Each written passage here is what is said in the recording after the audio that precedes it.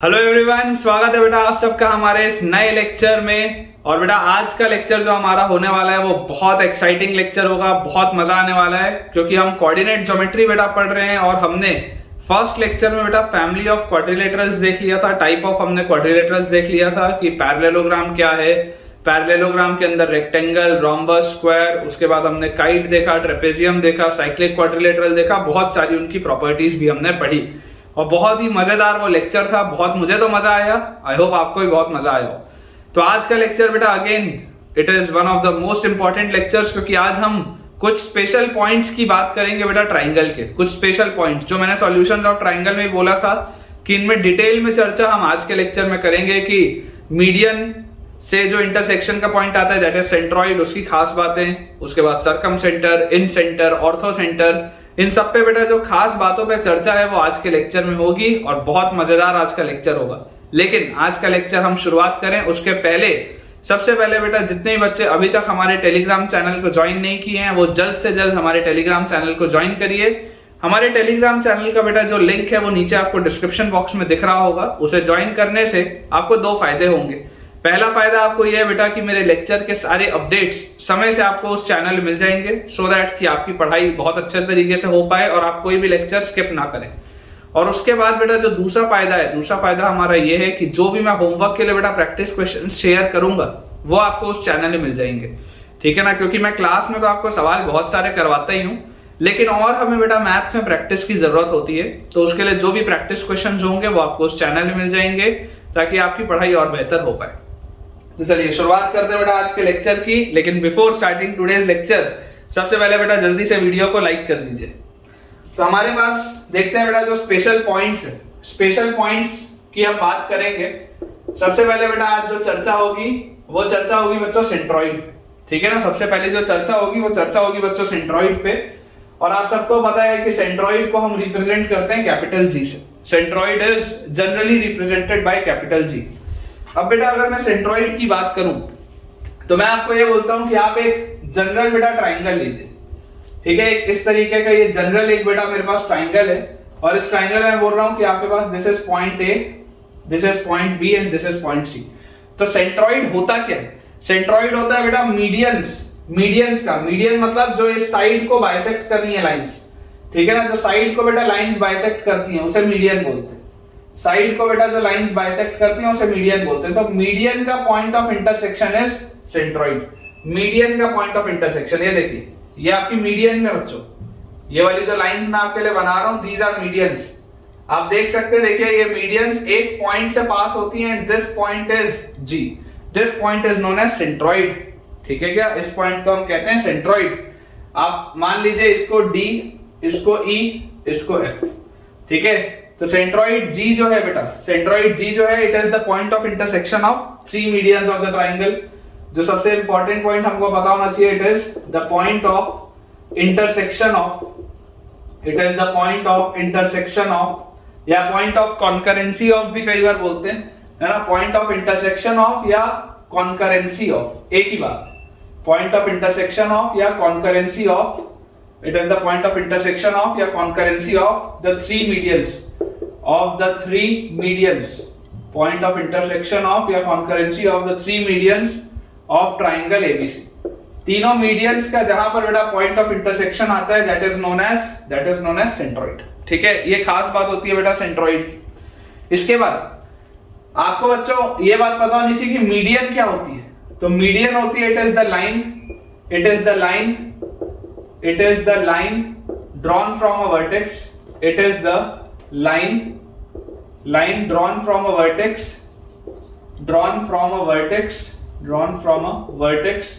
to the opposite side, drawn from the vertex to the opposite side. It is a line drawn from the vertex to the opposite side such that it bisects the opposite side. ऐसी line को बोला जाता है median, such that it bisects the opposite side. ऐसी वाली line को बेटा हम क्या बोलते हैं? इसको बोलते हैं हम मीडियन, ठीक है। ये बात हमको और अगेन पता होनी चाहिए कि मीडियन क्या होता है, बेसिक सी बात है। उसके बाद बेटा एक इंपॉर्टेंट चीज जो मैंने आपको सॉल्यूशंस ऑफ ट्रायंगल में नहीं बताई थी कि centroid centroid which is also represented by G, centroid divides the median in the ratio 2:1, in the ratio 2:1, reckoning in the ratio 2:1, reckoning from the vertex, ठीक है, reckoning from the vertex। बोलने का मतलब क्या है? बोलने का मतलब बच्चों ये है कि ये जो सेंट्रॉइड है, ये सेंट्रॉइड इस मीडियन को किस रेशियो में डिवाइड करती है? तो 2:1 में। याद करिए आपने सेक्शन फॉर्मूला बच्चों पढ़ा है, सेक्शन फॉर्मूला में बीच में एक पॉइंट होता था जो दोनों वर्टिसेस को, दोनों एंड पॉइंट्स को किसी एक पर्टिकुलर रेशियो में डिवाइड करता था। उसी लॉजिक से बेटा मैं बोल रहा हूं कि ये जो मैंने लिखा है ना, centroid G divides the median in the ratio 2:1, reckoning from the vertex. तो वर्टेक्स से सेंट्रॉइड तक का हिस्सा बेटा 2 होता है, ये 1 होता है। तो ये जो G है ये इस A और D को 2:1 में डिवाइड कर रही है। वैसे ये जो G है वो B और E को भी 2:1 में डिवाइड कर रही है। वैसे ये जो G है वो इसको भी 2:1 में डिवाइड कर रही है। ये आपको बेटा समझ में आनी चाहिए बात, ठीक है ना। आप यहां पर बोल सकते हैं that AG by GD will be equal to BG by GE will be equal to CG by GF। इन सब की वैल्यू बेटा 2:1 आएगी। इन सब की वैल्यू क्या आएगी? 2:1, ठीक है ना। Centroid divides each median in the ratio of 2:1, reckoning from the vertex, ठीक है। इसके अलावा और जो इंपॉर्टेंट बेटा बात होती है वो हम सबको ये बात पता है, हम सबको बेटा ये बात पता है कि जो मीडियन होता है, each median divides the triangle, each median divides the triangle into two triangles of equal area, divides the triangle into two triangles of equal area,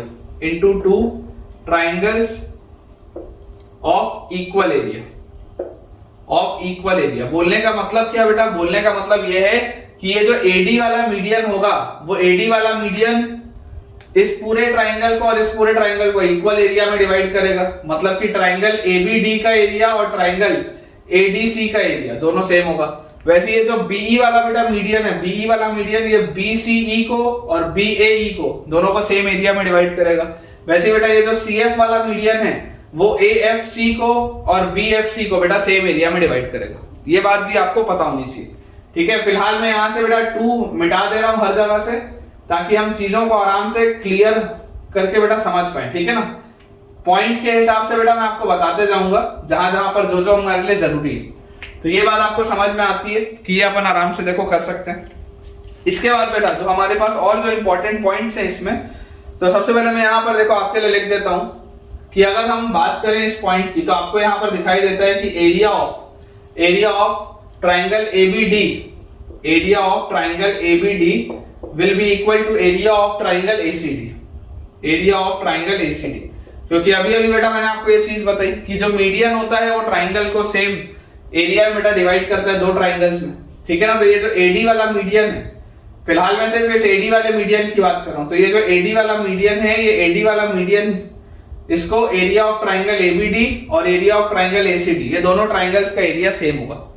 मैं आपको एक बार भी ये नहीं बोल रहा हूं कि कॉन्ग्रुएंट ट्राइंगल्स में डिवाइड करता है, नहीं, कॉन्ग्रुएंट मैंने नहीं बोला। मैंने शब्द का चयन बेटा बहुत सोच समझ के किया। मैं आपको कॉन्ग्रुएंट ट्राइंगल नहीं बोल रहा हूं, मैं आपको एरिया सेम होगा ये बोल रहा हूं। दोनों बातों में अंतर है।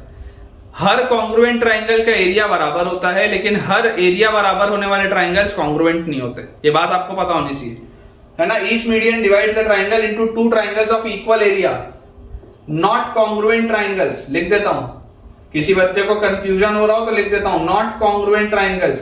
कॉन्ग्रुएंट ट्राइंगल्स में नहीं बना रहे, एरिया सेम होगा ये बात निश्चित है, लेकिन वो ट्राइंगल्स कॉन्ग्रुएंट नहीं होंगे। हो भी सकते हैं, कोई स्पेशल केस आए तो हो भी सकते हैं, अदरवाइज आप मान के चलेंगे कि वो नहीं होंगे। अब बेटा एक चीज यहां पर हमको दिखाई दे रही है, also we can see that ये देखो बेटा, अगर आप ट्राइंगल BGC देखो, BGC ध्यान से बेटा, अगर आप ट्राइंगल BGC देखोगे तो ये BGC वाले ट्राइंगल में GD भी तो मीडियन है। बेसिकली अगर ये एडी पूरा का पूरा मीडियन था, सामने वाले साइड दो हिस्से में ब्रेक हो रहे थे, तो अगर ये मैं छोटा वाला ट्राइंगल पकड़ूं बीजीसी, तो ये छोटे वाले ट्राइंगल में जो जीडी वाला हिस्सा है, ये भी तो सामने वाले को दो इक्वल पार्ट्स में ब्रेक कर रहा है, ठीक है।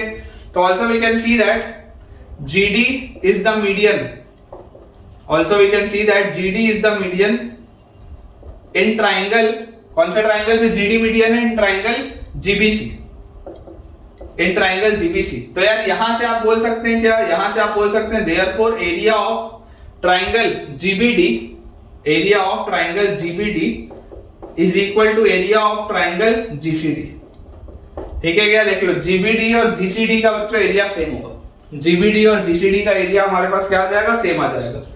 अब इंपॉर्टेंट बेटा जो बात है, थोड़ा सा अपन बोर्ड क्लियर करते हैं।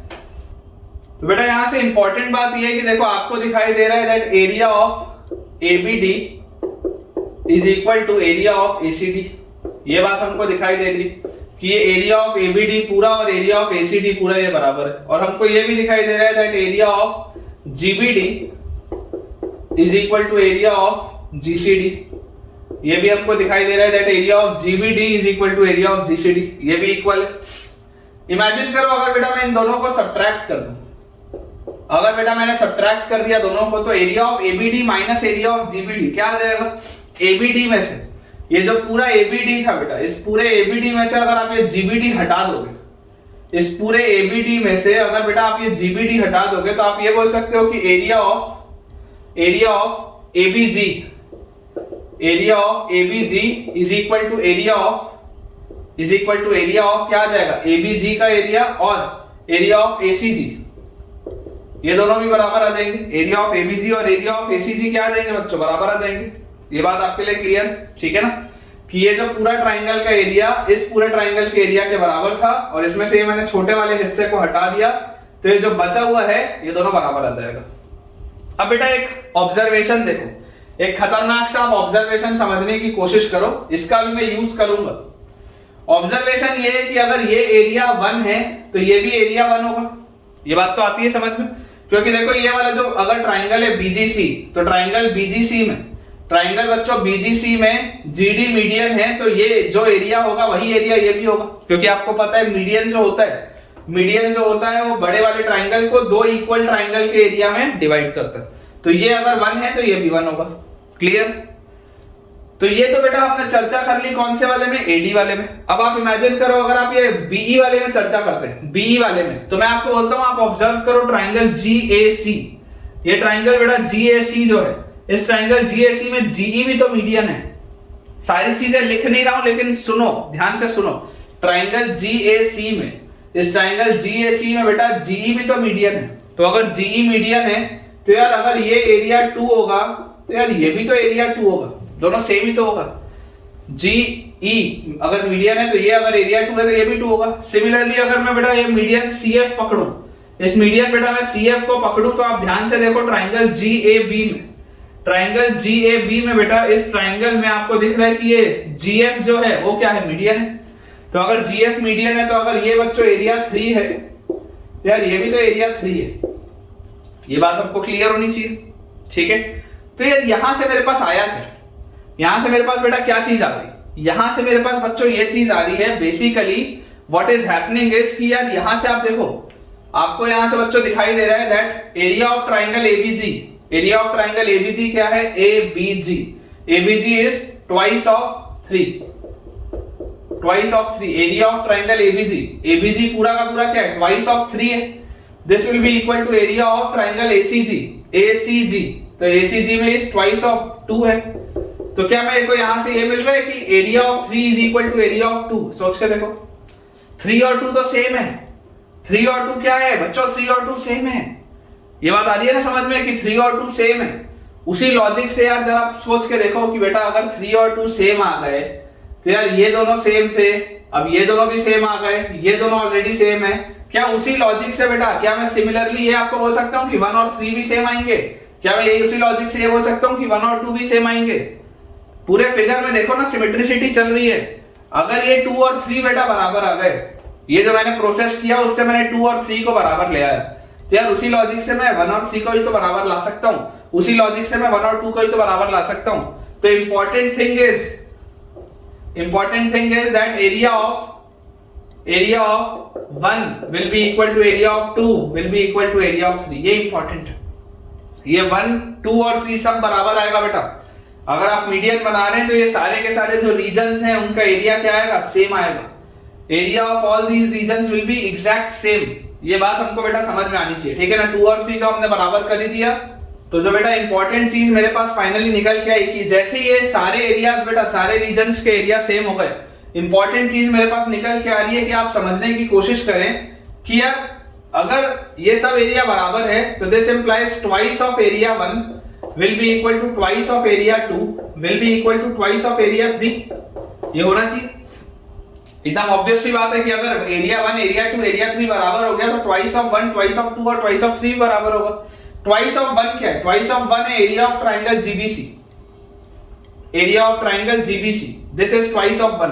ट्वाइस ऑफ 2 क्या है बेटा, twice of 2 is area of triangle GAC, area of triangle GAC, this is twice of 2। और ट्वाइस ऑफ 3 क्या है बेटा, area of triangle GAB, area of triangle GAB. ये आ रहा है अपने पास। मतलब कि जी एक ऐसा पॉइंट है, सेंट्रॉइड एक ऐसा पॉइंट है, सेंट्रॉइड बच्चों एक ऐसा पॉइंट है जो इस पूरे के पूरे ट्राइंगल को 3 ट्राइंगल्स में ब्रेक कर रहे हैं जिनके एरिया सेम। मतलब कि अगर मान लो मैं आपके लिए इस तरीके का एक फिगर बनाऊं, थोड़ा सा यहां से बेटा इसको मिटा देते हैं, थोड़ा सा अपन इसको मिटा देते हैं और थोड़ा सा बच्चों अपन इसको मिटा देते हैं। तो सेंट्रॉइड एक ऐसा पॉइंट है ट्राइंगल के अंदर, सेंट्रॉइड एक ऐसा पॉइंट है बेटा ट्राइंगल के अंदर जो जिसकी खास बात क्या है, जिसकी बेटा खास बात यह है सेंट्रॉइड की कि सेंट्रॉइड हमेशा आप इस पूरे ट्राइंगल को 3 इक्वल पार्ट में ब्रेक करेगा।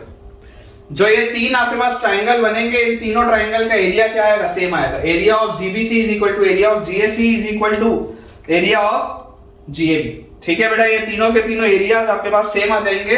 तो आप यहां पर लिख सकते हैं therefore centroid is a special point, centroid is a special point which divides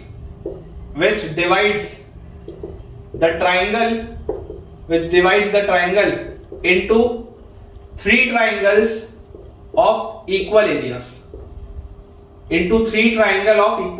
congruent triangle से ब्रेक नहीं कर रहे हैं, congruent triangle से बच्चों ब्रेक नहीं कर रहे हैं, लेकिन जो ट्राइंगल्स होंगे उनका एरिया क्या होगा, सेम होगा। ठीक है, अब देखिए बेटा, ऑल्दो आपको ये चीज पता होगी लेकिन फिर भी मैं आपको बता देता हूं कि सेंट्रॉइड के कोऑर्डिनेट्स क्या होते हैं।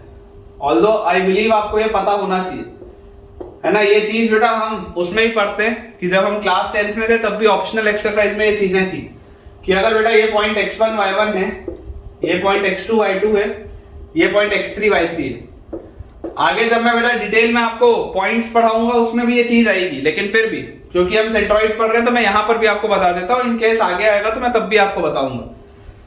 तो आपके पास x1 y1 है, x2 y2 x3 y3 है। तो सबसे पहले तो आपको बच्चों ये चीज पता है कि आपने मीडियन एक बनानी है, और मीडियन की खास बात क्या रहेगी, मीडियन की खास बात ये रहेगी कि वो सामने वाले साइड को 2 इक्वल पार्ट में ब्रेक करेगा। तो अगर 2 इक्वल पार्ट में ब्रेक करेगा तो ये आपका बेटा क्या होगा, मिड पॉइंट होगा। ये इसका मिड पॉइंट होगा, तो इसके मिड पॉइंट के कोऑर्डिनेट्स आपको पता ही है, this will B x2 plus x3 y2 comma y2 plus y3 y2। ठीक है ना। ये सारी चीजें बेटा दोबारा आएंगी, लेकिन यहां पर ये चीज रेलेवेंट है इसलिए मैं आपको बता दे रहा हूं। और ये वाला जो बेटा सेंट्रॉइड का कोऑर्डिनेट होता है g, ये इसको 2:1 में ब्रेक करता है। सेंट्रॉइड का जो कोऑर्डिनेट होता है बच्चों g, वो उसको 2:1 में ब्रेक करता है। तो अगर मैं सेंट्रॉइड के कोऑर्डिनेट्स को x, y मान लूं तो मैं यहां से x को क्या बोल सकता हूं, x will be m1 x2। तो m1 x2 अगर मैं करूंगा, सेक्शन फार्मूला बेटा आपको याद होना ही चाहिए, अगर याद नहीं भी है तो मैं सेक्शन फार्मूला पढ़ाऊंगा, अगले लेक्चर में आएगा। m1 x2 मतलब twice of x2 plus x3 by 2, m1 x2 plus m2 x1 मतलब 1 into x1 divided by m1 plus m2, तो m1 प्लस m2 इज 3। और y क्या आएगा बेटा, y अपने पास आ जाएगा m1 y2, तो this will be twice of y2 plus y3 y2, m1 y2 plus m2 y1 मतलब 1 into y1 upon m1 plus m2। Again ये क्या आएगा, 3। तो आप देख सकते हैं 2 से 2 गया तो x कोऑर्डिनेट आपके पास आ जा रहा है x1 plus x2 plus x3 by 3 और बेटा y कोऑर्डिनेट आपके पास आ जाएगा, ये 2 से ये 2 कटेगा, this will B y1 plus y2 plus y3 by 3। ठीक है, यहाँ पर ये रिलेवेंट है और अच्छा रिजल्ट होता है, अपने को पता होना चाहिए कि सेंट्रोइड के कोऑर्डिनेट्स क्या होते हैं किसी भी ट्राइंगल ABC के लिए for x1 y1 x2 y2 and x3 y3 having its coordinates. Centroid के बच्चों कोऑर्डिनेट आते हैं x1 plus x2 plus x3 y3 and y1 plus y2 plus y3 y3। Relevant है यहाँ पर, इसलिए बता रहा हूँ, देर सवेर वापस आएगा। इसके बाद बेटा इमेजिन करिए आपके पास एक सवाल, आपके पास मान लीजिए एक बेटा सवाल आ जाए, उसमें वो पूछे कि is centroid always present inside the triangle, is centroid always present inside the triangle. क्या सेंट्रोइड हमेशा ट्राइंगल के अंदर ही होता है या कभी ट्राइंगल के बाहर भी हो सकता है? तो आप बेटा देखो तीनों तरीके के केस बना के देख लो। एक्यूट एंगल में तो आपको दिखाई देगा, है ना, मैं आपको बना के दिखा देता हूं, हालांकि इनसाइड होता है, पता होना चाहिए कि इसका आंसर आ जाएगा यस, इनसाइड ही होता है हमेशा, सेंट्रोइड हमेशा ट्राइंगल के अंदर होता है, लेकिन फिर भी कोई दिक्कत की बात नहीं है, अपन देख लेते हैं। एक्यूट ट्राइंगल के लिए तो आपको देखो दिखाई दे रहा है कि इनसाइड होता है। आप अगर राइट एंगल ट्राइंगल बनाओगे, राइट एंगल ट्राइंगल, तो राइट एंगल ट्राइंगल में बच्चों आप देखो सामने वाले वर्टेक्स से आपने बेटा क्या ड्रॉप करना है, एक मीडियन ड्रॉप करना है। वैसे यहां पर भी सामने वाले वर्टेक्स से आपने एक मीडियन ड्रॉप करना है, यहां पर भी बेटा सामने वाले वर्टेक्स से आपने एक मीडियन ड्रॉप करना है। तो आप देख सकते हैं ये क्या आ रहा है, इनसाइड आ रहा है। राइट ट्राइंगल में भी ये कहां आ रहा है, इनसाइड आ रहा है। और अगर आप ऑब्ट्यूज एंगल ट्राइंगल बनाते हो, इस तरीके का बेटा कुछ आप ऑब्ट्यूज एंगल ट्राइंगल बनाते हो, this is an obtuse angle triangle. तो ऑब्ट्यूज एंगल ट्राइंगल में बेटा आप देख सकते हैं कि ये आपके आएंगे सामने वाले साइड के मिडिल पॉइंट्स, और इन अगर बेटा आप मिडिल पॉइंट्स को जब ज्वाइन करेंगे, इन बेटा जब आप मिडिल पॉइंट्स को देखिए ज्वाइन करेंगे, तो इस केस में भी बेटा आपके पास ये जो आ रहा है वो सेंट्रोइड अंदर ही आ रहा है। सेंट्रोइड कहां आ रहा है, अंदर ही आ रहा है। तो चाहे आपके पास एक्यूट एंगल हो, चाहे आपके पास ऑब्ट्यूज एंगल हो, चाहे आपके पास राइट एंगल ट्राइंगल हो, centroid is always present inside the triangle. Centroid is always present inside the triangle. अब इसी में बेटा ये बात तो आपको चलो समझ में आती है कि हाँ, इसमें हमने यस बोल दिया कि ठीक है सेंट्रोइड अपना ट्राइंगल के अंदर ही है। इसमें बेटा अगर मान लो मेरे पास, मैंने आपसे अगली चीज पूछ ली, मैंने बेटा आपसे अगली चीज एक सवाल पूछ लिया कि there exists a point P, there exists a point P inside the triangle ABC. There exists a point P inside the triangle ABC such that area of triangle PAB is equal to area of triangle PAC is equal to area of triangle PBC. What can we say about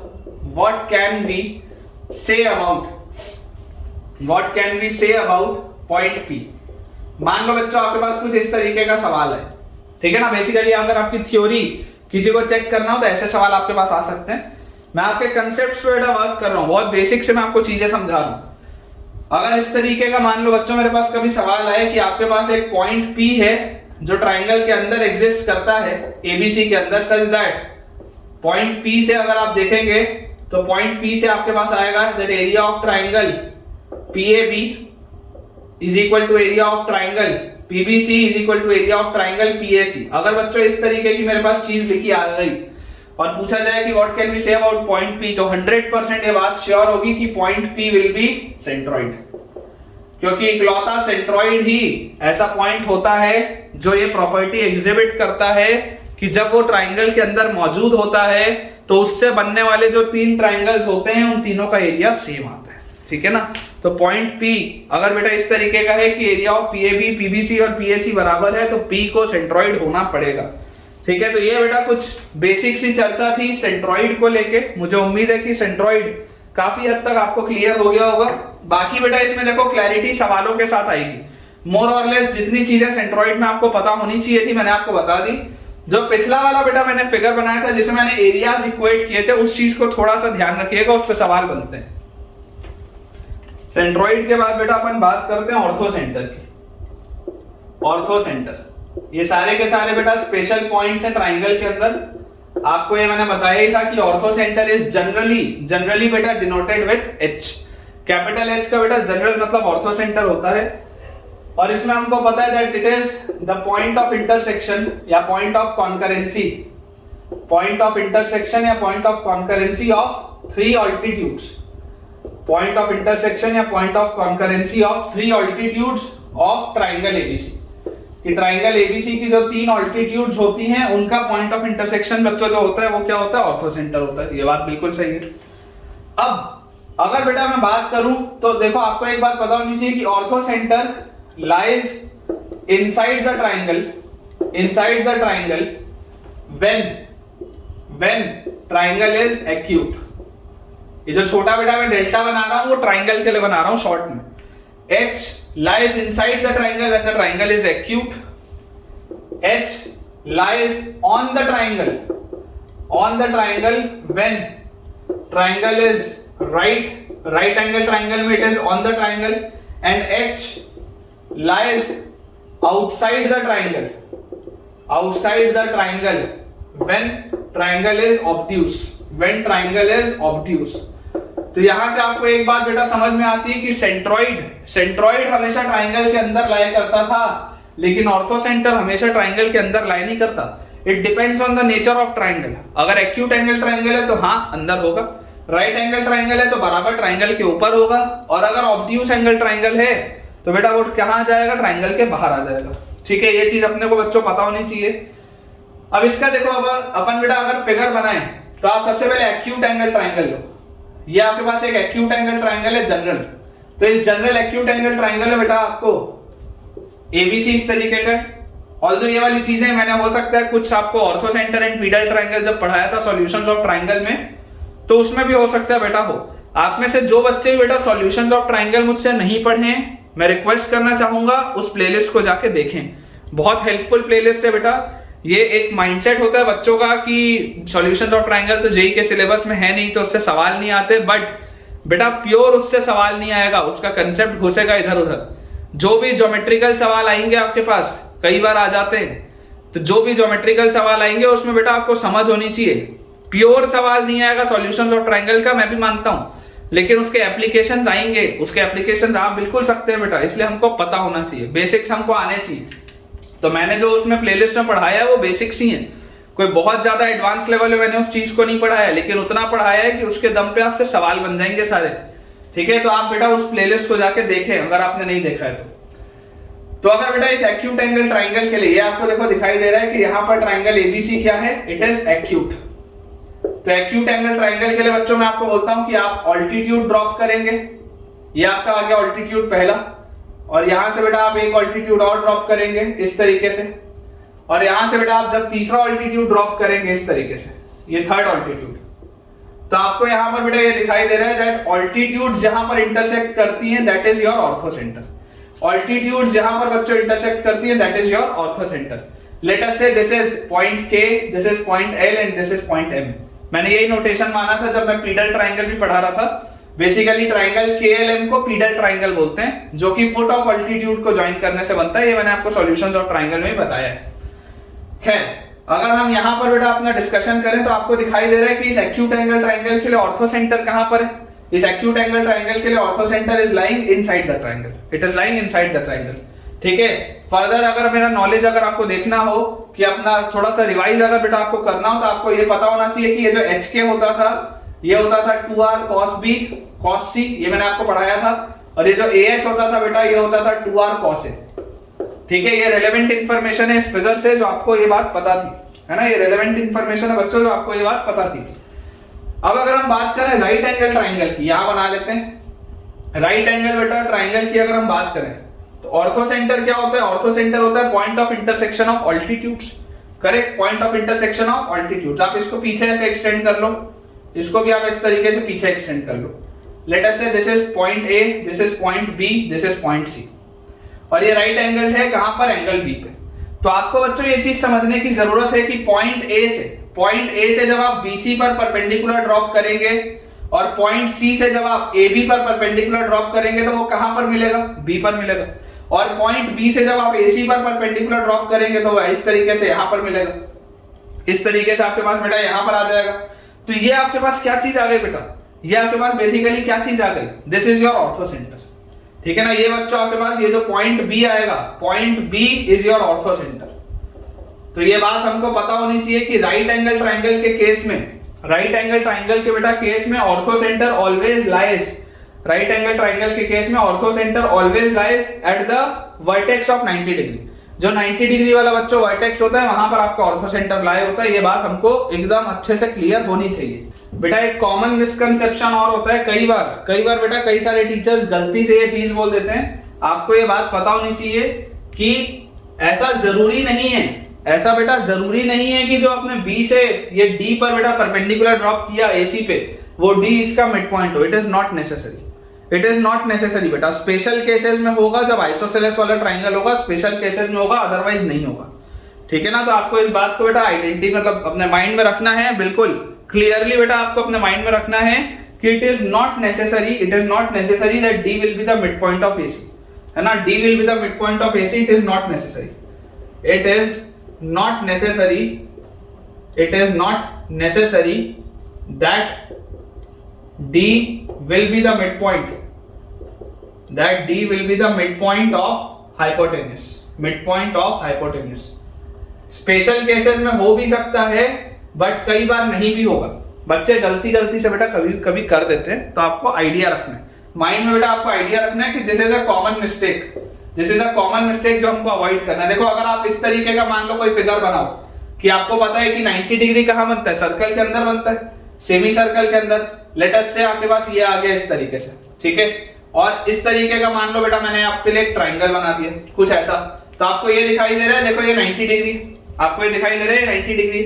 अब अगर मैं यहां से बेटा इस पर perpendicular drop करूंगा, ठीक है ना, यहां से बेटा देखो आप इस पर जब परपेंडिकुलर ड्रॉप करोगे हाइपोटेनियस पे, तो हाइपोटेनियस से बेटा जब आप परपेंडिकुलर ड्रॉप करने वाले हो इस तरीके से, तो यार ये मिड पॉइंट पे वहां पर थोड़ा मिल रहा है, मिड पॉइंट पे थोड़ा मिल रहा है बेटा। इट इज नॉट नेसेसरी कि वो मिड पॉइंट पर है। स्पेशल केसेस में हो सकता है, स्पेशल केसेस में हो सकता है बेटा, अगर आपके पास मान लीजिए अच्छा सा इस तरीके का फिगर बन गया, अच्छा सा बेटा अगर आपके पास इस तरीके का फिगर बन गया, तो हो सकता है कि बैठ जाएगा, तब हो सकता है बैठ जाएगा, लेकिन जरूरी नहीं है, हर बार जरूरी नहीं है बेटा, कई बार नहीं बैठता।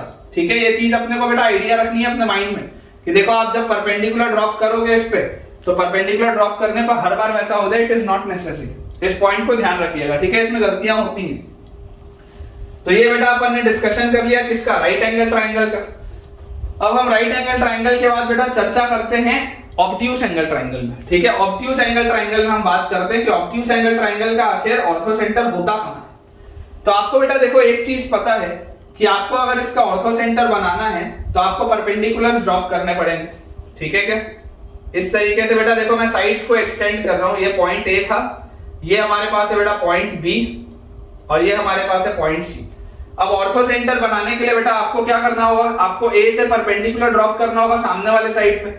तो आपने देखो ए से एक परपेंडिकुलर ड्रॉप कर दिया इस तरीके से, ए से आपने इस एक्सटेंडेड बीसी पर ये परपेंडिकुलर ड्रॉप कर दिया, क्योंकि ये तो इस साइड है ना, परपेंडिकुलर आप ड्रॉप करेंगे।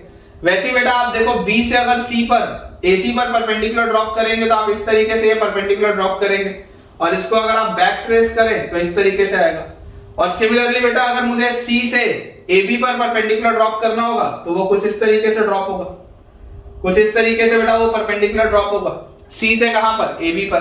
तो ये जो एक्सटर्नल पॉइंट पे इंटरसेक्शन आ रहा है ना, बाहर वाले पॉइंट पे, देखो ये इसका परपेंडिकुलर है, ये इसका परपेंडिकुलर है बैक साइड से, और ये इसका परपेंडिकुलर है। ये जो बेटा आपका एक्सटर्नल पॉइंट पे आ रहा है intersection, this is your ortho centre H।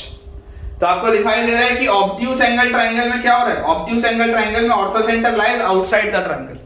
ठीक है क्या, ऑब्ट्यूज एंगल ट्राइंगल में आपका जो बच्चों ऑर्थो सेंटर होगा वो ट्राइंगल के बाहर लाई करेगा। तो ये कुछ जनरल सी बेटा बातें थी ऑर्थो सेंटर की जो हमको पता होनी चाहिए थी। अब मैं आपको बेटा एक अभी से चीज बता दूं कि इसके कोऑर्डिनेट्स, इसके बेटा जो कोऑर्डिनेट्स होते हैं they are not necessary, they are not necessary to remember, not necessary to remember, क्योंकि इसके बेटा आंसर जो आता है वो बहुत बड़ा सा आता है।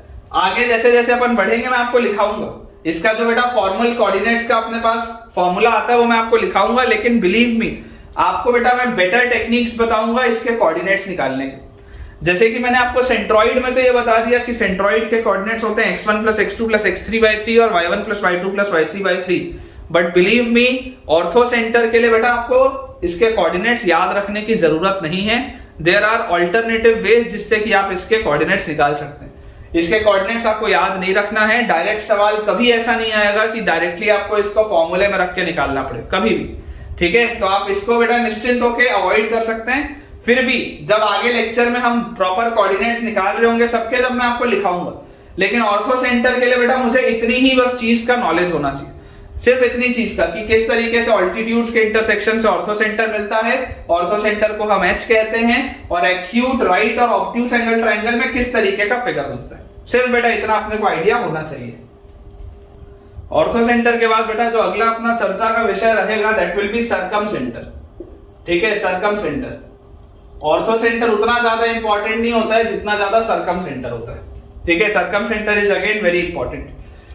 तो सर्कम सेंटर बेटा आपको पता ही है कि सर्कम सेंटर क्या होता है। Circum centre is basically the centre of circum circle. It is the centre of circum circle for triangle ABC. Circum circle क्या होता है? सर्कम सर्कल वो वाला सर्कल होता है जो उसके वर्टिसेस को टच करता हुआ जाता है, ठीक है। तो it is the centre of circum circle for triangle ABC, और आप इसको बोल सकते हैं it is the point of intersection of perpendicular bisectors. It is the point of intersection of perpendicular bisectors. It is the point of intersection of perpendicular bisectors of sides of triangle ABC. Of sides of triangle ABC. कि triangle ABC के बच्चों जो sides होते हैं उसके point of intersection, perpendicular bisectors का point of intersection होता है, that is your circum centre. देखिए मैं आपको पहले फिगर बना के बताता हूं, फिर इसमें जो स्पेशल बातें हैं वो और आपको दिखाऊंगा। अगर बेटा इस तरीके का हमारे पास सर्कल है, जो कि मुझे ऐसा लग रहा है देख के कि काफी सुंदर बना है, ठीक है। तुम में से कोई अगर ऐसा सर्कल बना सकता है तो बताइएगा मुझे। खैर चलो, अगर ये बेटा हमारे पास सर्कल दिया हुआ है और इसके अंदर हम एक बना लेते हैं ट्राइंगल, ठीक है। इसके अंदर एक ऐसा जनरल सा बेटा अपन बना लेते हैं ट्राइंगल, क्योंकि पहले ट्राइंगल बना के फिर सर्कल बनाने से गलत बनता है जनरली। तो पहले सर्कल बनाओ, फिर अंदर एक ट्राइंगल बना लो, and let us say this is point A, this is point B and this is point C. अब मुझे बेटा ये बात पता है कि सर्कल का सेंटर मान लो यहां पर कहीं पर होगा, अंदाजे से मान लेते हैं कि सर्कल का सेंटर यहां पर कहीं पर होगा। तो सर्कम सर्कल क्या होता है? सर्कम सर्कल ये वाला सर्कल होता है जो ट्राइंगल के तीनों वर्टिसेस से पास होता है, ठीक है। हमें एक चीज बेटा पता है, हमें बच्चों एक चीज पता है हमारे प्रीवियस नॉलेज से, सर्कल्स के हमारे प्रीवियस नॉलेज से हमें ये बात पता है कि 3 पॉइंट से पास होने वाला एक यूनिक सर्कल होता है, ठीक है। 3 पॉइंट से पास होने वाला एक यूनिक सर्कल होता है। इसका मतलब बेटा आपको पता होना चाहिए कि सर्कम सर्कल जो होता है it is unique for a triangle. It is unique for a triangle, मतलब कि एक ट्राइंगल के एक से ज्यादा सर्कम सर्कल नहीं हो सकते।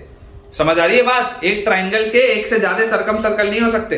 एक सर्कम सर्कल बहुत सारे ट्राइंगल्स का सर्कल हो सकता है, क्योंकि इसके अंदर बनने वाले जितने ट्राइंगल्स होंगे, इसके अंदर बनने वाले बेटा जितने ट्राइंगल्स होंगे सबका सर्कम सर्कल यही होगा, लेकिन एक ट्राइंगल के लिए एक ही सर्कम सर्कल होगा। समझ पा रहे हो? एक सर्कम सर्कल बहुत सारे ट्राइंगल्स का सर्कम सर्कल हो सकता है, लेकिन एक पर्टिकुलर ट्राइंगल का एक ही सर्कम सर्कल होगा। आप ये नहीं बोल सकते कि इसका एक और सर्कम सर्कल कहीं बना लो, ऐसा नहीं हो सकता। अगर ये ट्राइंगल तुम्हारा फिक्स है तो इसका सर्कम सर्कल यही होगा और कुछ भी नहीं हो सकता। ये बात अपने को क्लियर होनी चाहिए कि सर्कम सर्कल जो होता है it is unique for every triangle. Her triangle के लिए बेटा सर्कम सर्कल फिक्स होता है, ये बात अपने को समझ में आनी चाहिए। फिर मैंने बोला it is the point of intersection of perpendicular bisectors of the sides of triangle ABC. तो यार आपको एक चीज पता है, आपको बेटा एक चीज पता है कि अगर आप इस सेंटर O से एक परपेंडिकुलर ड्रॉप करते हो ऑन BC, अगर आप इस सेंटर O से एक परपेंडिकुलर ड्रॉप करते हो ऑन BC, इस सेंटर O से आप एक परपेंडिकुलर ड्रॉप करते हो ऑन AB एंड इस सेंटर O से आप एक परपेंडिकुलर ड्रॉप करते हो ऑन AC, तो आपको यार एक चीज पता है कि हम बचपन में ऐसा पढ़ते थे कि perpendicular drawn from the centre of a circle to a chord. BC क्या है? BC सर्कल की एक कॉर्ड है। ये AB क्या है? इस सर्कल की एक कॉर्ड है। AC क्या है? इस सर्कल की एक कॉर्ड है। तो perpendicular drawn from the centre of the circle to a chord bisects the chord, है ना। सेंटर से अगर आप एक परपेंडिकुलर ड्रॉप करते हैं तो उस कॉर्ड को क्या करता है? वो बाइसेक्ट करता है। तो यार आप ये बोल सकते हैं कि अगर ये मान लो let us say this is D, this is E and this is F, तो क्लियरली आप ये बोल सकते हैं बेटा यहाँ पे कि OD, OE and OF, they are the perpendicular bisectors of sides. ठीक है, OD, OE और OF क्या है? They are the perpendicular bisectors of the sides. और ये perpendicular bisectors जिस पॉइंट पे मिलते हैं वो पॉइंट को हम क्या कहते हैं? सर्कम सेंटर बोलते हैं। ठीक है, ये वाले पॉइंट को हम बेटा बोलते हैं सर्कम सेंटर। अब इसी में आप एक चीज और लिख सकते हैं कि इसको आप और लिख सकते हैं, देखिए, it is the point inside the triangle, it is the point inside the triangle which is always equidistant from the three angular points. It is the point inside the triangle which is always equidistant. It is the point inside the triangle which is always equidistant from the three vertices of triangle ABC. मतलब कि अंदर बेटा मौजूद इकलौता ऐसा point, triangle के अंदर मौजूद इकलौता ऐसा पॉइंट जो कि इसके तीनों वर्टिसेस से सेम दूरी पर। ठीक है ना, सर्कम सेंटर एक ऐसा पॉइंट है बेटा जो कि तीनों वर्टिसेस से सेम दूरी पर होता है, ये उसकी खास बात होती है। ठीक है ना, सर्कम सेंटर बेटा ऐसा पॉइंट होता है जो उसके कहां पर होता है? अंदर भी हो सकता है, बाहर भी हो सकता है, उसके ऊपर भी हो सकता है, अभी बताऊंगा। लेकिन इसकी खास बात क्या है? It is the point inside the triangle मत लिखो, ऐसा करो, इट इज द पॉइंट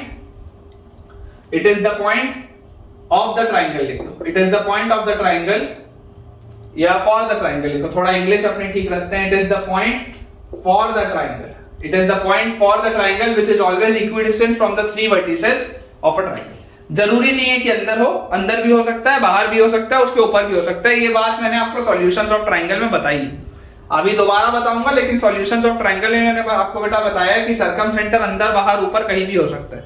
जैसे ऑर्थो सेंटर अंदर बाहर ऊपर कहीं भी हो सकता है, वैसे ही सर्कम सेंटर भी अंदर बाहर ऊपर कहीं पर भी हो सकता है। तो अपने पास ये चीज आ गई कि यार इट इज ऑलवेज इक्विडिस्टेंट। ठीक है, हमेशा इक्विडिस्टेंट होता है। और इक्विडिस्टेंट क्यों होता है? Why is it equidistant? तो आपको बेटा ये चीज पता है कि देखो O से लेकर B तक की दूरी क्या है? Circum radius. यही तो था सॉल्यूशंस ऑफ ट्राइंगल में, जो कैपिटल R होता था, साइन लॉ में भी आता था, A बाय साइन A बराबर 2R बराबर B बाय साइन B बराबर C बाय साइन C, यही था। ये O से लेकर बेटा जो C तक का डिस्टेंस है, O से लेकर C तक का डिस्टेंस भी कैपिटल R है, O से लेकर A तक का डिस्टेंस भी कैपिटल R है।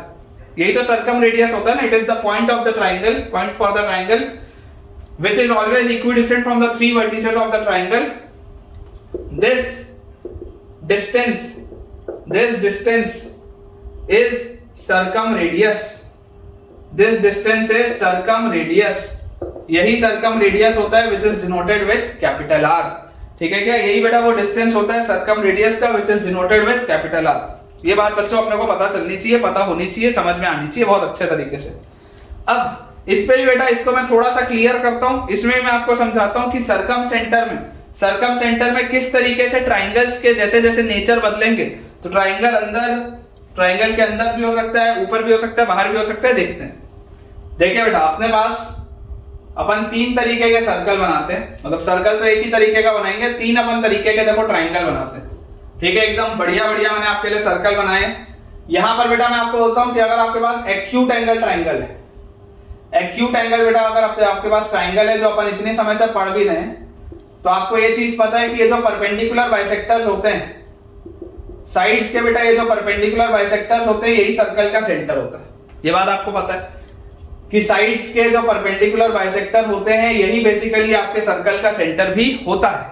अब अगर बेटा मैं यहां पर देखो, कॉमन एक मिस्टेक होता है बच्चों को जो प्रॉब्लम आती है, जिसमें अगर हम सेमी सर्कल की बात करें, ठीक है, सेमी सर्कल की बेटा अगर हम बात करें और मैं एक इस तरीके का आपके लिए ट्राइंगल बनाऊं, कुछ ऐसा, कुछ इस तरीके का बच्चों मैं आपके लिए एक ट्राइंगल बनाता हूं। ये अब इस ट्राइंगल के लिए बेटा आपको क्या पता है? आपको ये पता है कि देखो यहां वाले में एक्यूट एंगल अगर ट्राइंगल होगा तो एक्यूट एंगल ट्राइंगल में circum centre is inside, acute angle triangle में सर्कम सेंटर इज इनसाइड, अंदर दिख रहा है आपको सर्कम सेंटर।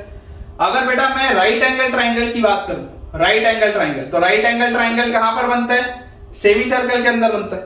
तो यार आपको एक चीज पता होनी चाहिए कि अच्छा इसका ऑर्थो सेंटर कहाँ होगा, तो इसका ऑर्थो सेंटर यही होगा, ये भी आपको पता है कि राइट एंगल ट्राइंगल में हमेशा वर्टेक्स वाला जो पॉइंट होता है 90 डिग्री वाला, वही आपका ऑर्थो सेंटर भी होता है। लेकिन सर्कम सेंटर कहाँ है बेटा, सर्कम सेंटर ये, this is your circum centre, ठीक है।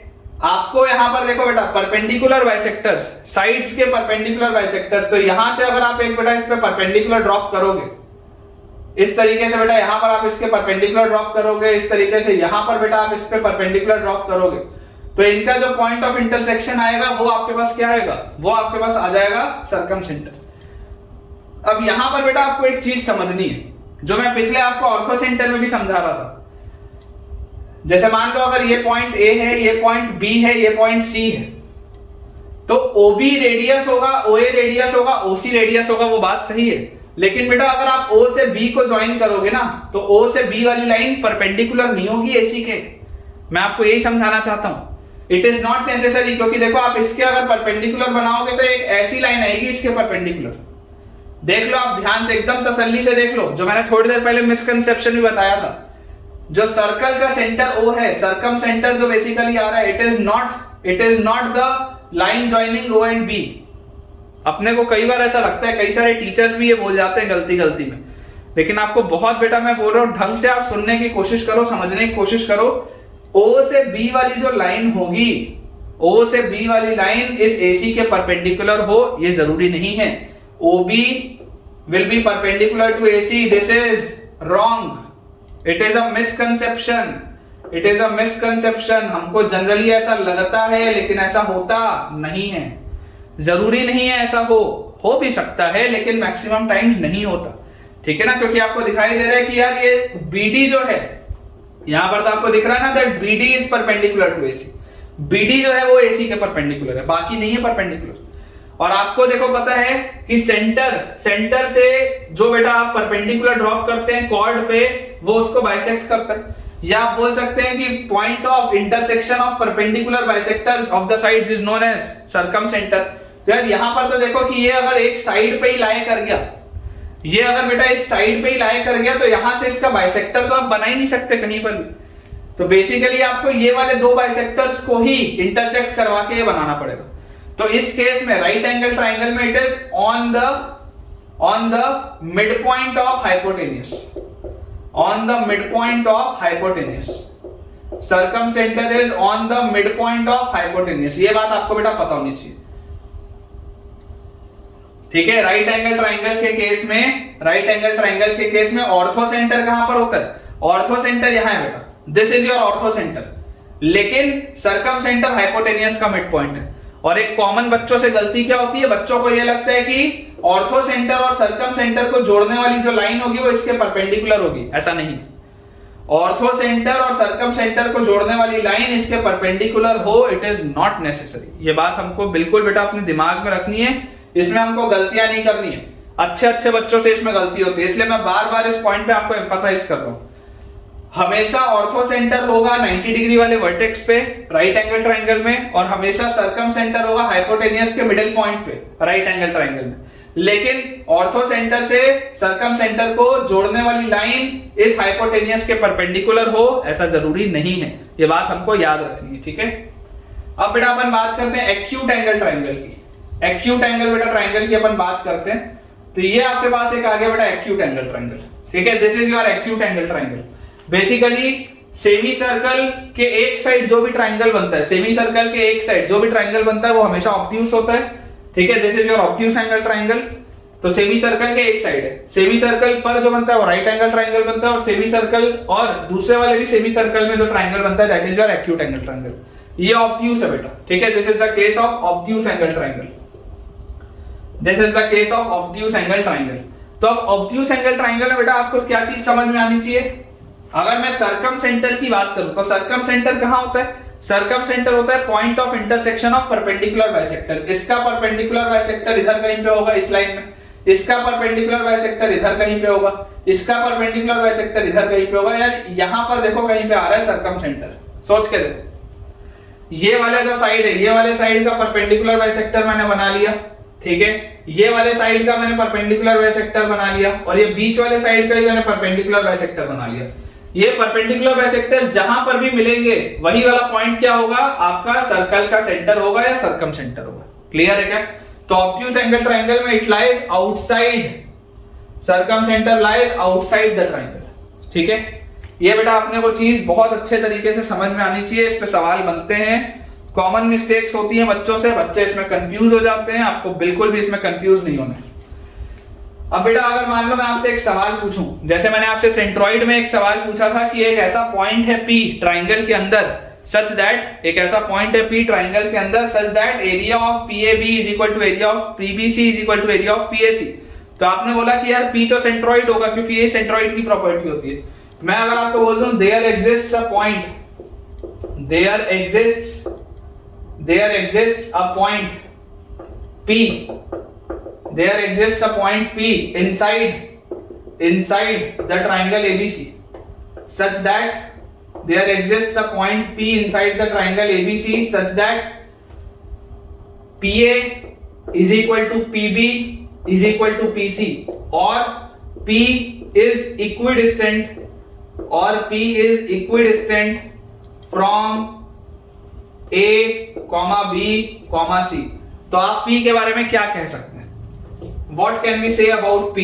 What can we say about point P? Point P के बारे में हम क्या बोल सकते हैं? तो 100% हम बोल सकते हैं कि point P will be your circumcenter, क्योंकि सर्कम सेंटर की ही ये प्रॉपर्टी होती है, सर्कम सेंटर की ही ये प्रॉपर्टी होती है कि circumcentre is always equidistant. देख लो, circumcentre is always equidistant. ये रेडियस r है, ये रेडियस r है, ये रेडियस r है, तीनों केस में आपको दिखा देता हूं। ठीक है, ये रेडियस r है। वैसे यहां पर आप बेटा देख लो, circumcentre is always equidistant, ये r है। ठीक है, ये पॉइंट d अपन यहां पर बना लेते हैं, ये भी रेडियस r है, और ये o से b अगर बेटा आप ज्वाइन करोगे ये भी रेडियस r है। यहां पर बेटा अगर आप देखोगे तो देखो o से ये वाला पॉइंट भी रेडियस r है, ये पॉइंट भी रेडियस r है, और ये वाला पॉइंट भी रेडियस r है।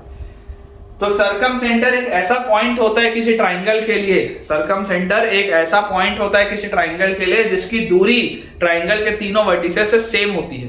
ये पॉइंट ट्राइंगल के अंदर भी हो सकता है, ट्राइंगल के बाहर भी हो सकता है, और ट्राइंगल के ऊपर भी हो सकता है। तो ये बेटा सारी की सारी चर्चा है सर्कम सेंटर की, जितना मेरे हिसाब से आपके लिए जरूरी है। अगेन मैं यहां पर बोलूंगा coordinates not necessary to remember. Coordinates याद रखने का जरूरत आपको नहीं है। ठीक है, सर्कम सेंटर का भी एक प्रॉपर फॉर्मूला होता है कोऑर्डिनेट्स का। आप जब अपन पहुंचेंगे उस जगह पर तो मैं आपको लिखाऊंगा भी। ठीक है ना, सर्कम सेंटर का जो एक प्रॉपर बेटा फॉर्मूला होता है मैं आपको लिखाऊंगा भी, but believe me it is not necessary. It is entirely बेटा मतलब वेस्ट ऑफ टाइम, थोड़ा भी जरूरत नहीं है। ना ऑर्थो सेंटर रट्टा मारने की जरूरत है, ना सर्कम सेंटर रट्टा मारने की जरूरत है। फॉर्मूला याद नहीं करना है, कैसे निकाला जाता है मैं सिखाऊंगा। ठीक है, कैसे निकाला जाता है मैं सिखाऊंगा। अपन जैसे जैसे लेक्चर में आगे बढ़ेंगे 100% बेटा गारंटी दे रहा हूं मैं आपको सिखाऊंगा, लेकिन रटना नहीं है। सर्कम सेंटर का भी फॉर्मूला नहीं रटना है, ऑर्थो सेंटर का भी फॉर्मूला नहीं रटना है। लिखाऊंगा जरूर लेकिन ये यूज कभी भी नहीं करूंगा। अब बेटा अपन चर्चा करते हैं इन सेंटर की। इन सेंटर अगेन वेरी इंपॉर्टेंट। ठीक है, इन सेंटर बेटा बहुत इंपॉर्टेंट है। इसके रिजल्ट्स भी जो हैं बच्चों को याद करने में थोड़ी कठिनाई होती है। इन सेंटर की फील ही नहीं आती बेसिकली बच्चों को। इन सेंटर से पता नहीं क्यों डर लगता है। सेंट्रॉइड आ जाता है समझ में उनको, ऑर्थो सेंटर भी एक हद तक आ जाता है, सर्कम सेंटर भी आ जाता है, बट इन सेंटर की बेटा हर बच्चे को फील नहीं आती। तो चलिए इन सेंटर की बेटा अगर अपन बात करें, सबसे पहला point, it always lies inside the triangle. It always lies inside the triangle. तो अभी तक हमने ऐसे दो पॉइंट्स पढ़ लिए, एक सेंट्रॉइड और एक इन सेंटर। ये दो इकलौते तो नहीं, ये दो ऐसे पॉइंट्स हैं जो हमेशा, ये दो ऐसे पॉइंट्स है बेटा जो हमेशा ट्राइंगल के अंदर लेंगे। ठीक है, ट्राइंगल के अंदर ही ये लाई करेंगे, ये बात गारंटीड है। It always lies inside the triangle. इसके बाद बेटा अपने पास जो नेक्स्ट पॉइंट है, this is basically the point of intersection of, it is the point of intersection of the three internal angle bisectors, three internal angle bisectors, point of intersection of the three internal angle bisectors of triangle ABC, या जो भी triangle it is the point of intersection of three internal angle bisectors of the triangle. ठीक है, ये बात बच्चों अपने को क्लियरली समझ में आनी चाहिए। अब जो एक इंपॉर्टेंट पॉइंट है, स्टार लगा के लिखा रहा हूं, इंपॉर्टेंट पॉइंट है बेटा, internal and external angle bisectors,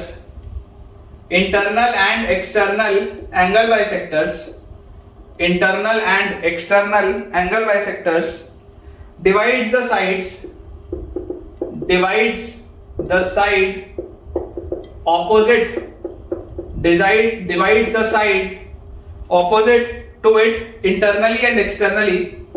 opposite to it internally and externally, divide the side opposite to it internally and externally in the ratio of the sides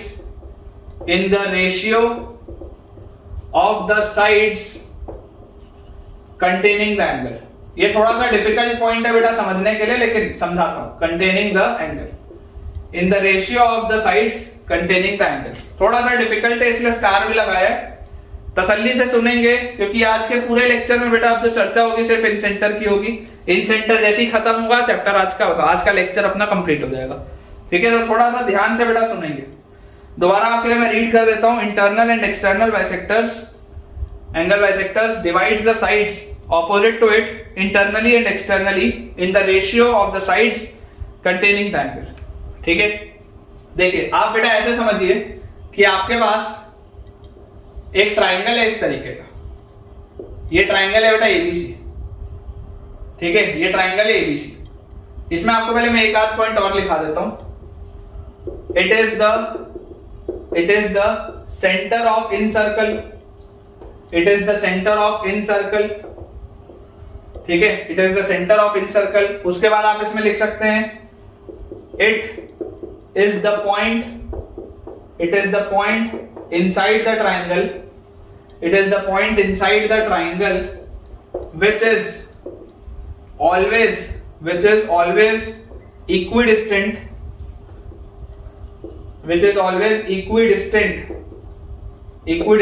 from the three sides of the triangle,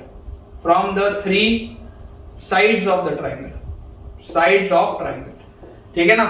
circum centre क्या होता था? Circum centre vertices से equidistant होता था।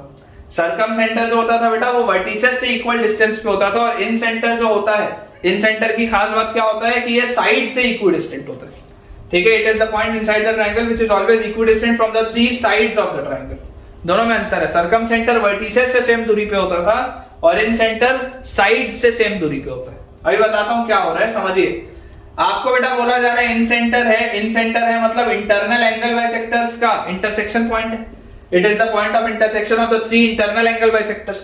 तो ये angle B का internal angle bisector मैंने बना दिया, एंगल ए का इंटरनल एंगल बाइसेक्टर बना दिया और एंगल सी का भी इंटरनल एंगल बाइसेक्टर मैंने बना दिया। इसका मतलब क्या है कि ये छोटा सा एंगल इस छोटे से एंगल के बराबर होगा, ये a/2 होगा, ये a/2 होगा। वैसे ही बेटा ये छोटा सा एंगल इस छोटे से एंगल के बराबर होगा, दोनों b/2 होंगे। और ये वाला बेटा छोटा सा एंगल इस छोटे से एंगल के बराबर होगा, ये दोनों c/2 होंगे। ये बात आती है समझ में। और ये आपके पास होगा बेटा इन सेंटर। ठीक है क्या? ये आपके पास होगा इन सेंटर। अब आप इमेजिन करिए बेटा कि इन सेंटर को अगर मैं आगे एक्सटेंड कर दूं, let us say to a point D।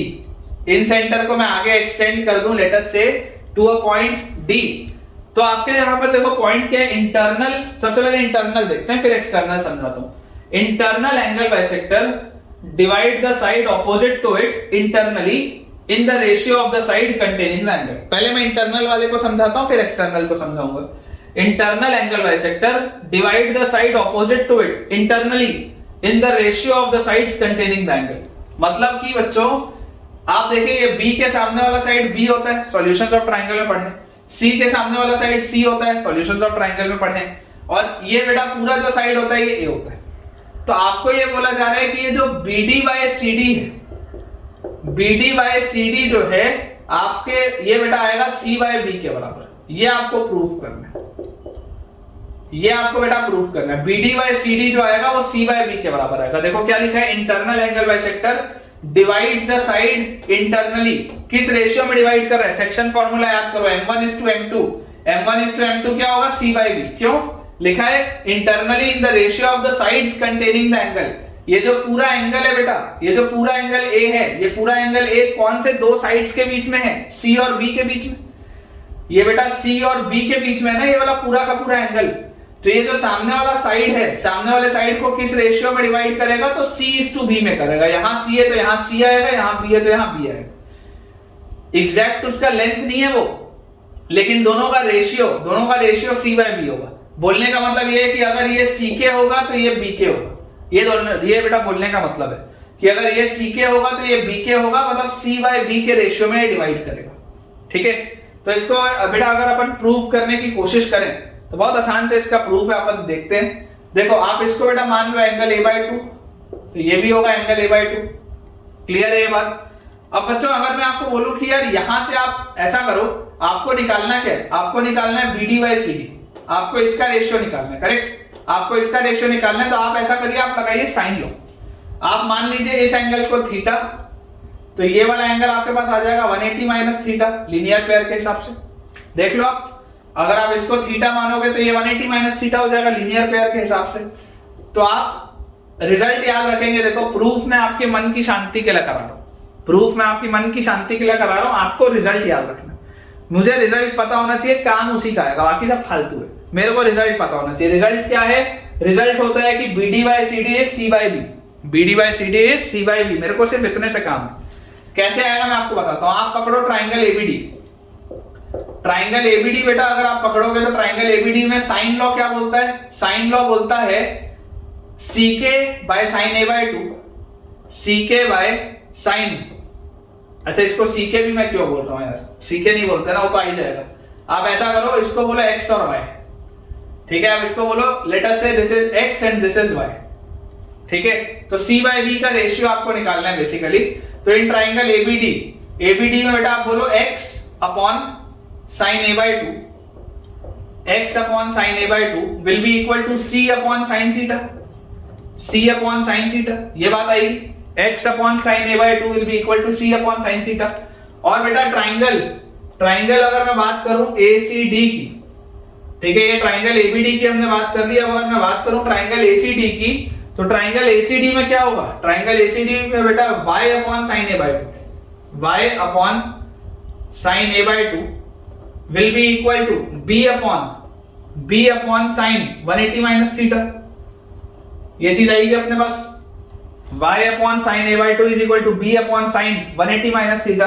तो बेटा यहां से आप समझिए, जैसे आप इसको डिवाइड करेंगे, sin 180 माइनस थीटा और sin थीटा सेम होता है, ट्रिग्नोमेट्री में पढ़ा है फेज 1 में, sin थीटा और sin 180 माइनस थीटा सेम होता है। जैसे ही आप इसको डिवाइड करोगे, इसको डिवाइड करते ही आपके पास क्या आएगा, x upon y is equal to, देखो sin A/2 से sin A/2 कटा, sin थीटा से sin थीटा कटेगा तो C by B, x upon y is equal to C by B। ये आ गया, यही चीज तो लेके आनी थी। ये x अपॉन y क्या है, x था BD, y था CD, यही आ गया C by B। तो ये बेटा अपने को प्रूव करना था, मैंने कर दिया। आपको रिजल्ट याद रखना है, आपको डेरिवेशन आपके लिए काम करनी है। स्कूल एग्जाम में एक बार के लिए हो सकता है यूज आ जाए, अदरवाइज काम का नहीं। तो फाइनली बेटा यहां पर अपन लिख सकते हैं कि क्योंकि इन दोनों का रेशियो बेटा C by B है, तो अगर ये CK होगा तो ये BK होगा, ठीक है ना। रेशियो में है ना बेटा, एग्जैक्ट लेंथ नहीं है वो, इसका लेंथ C नहीं है। C तो ये इतना बड़ा साइड था, इतना छोटा सा साइड C कैसे हो सकता है।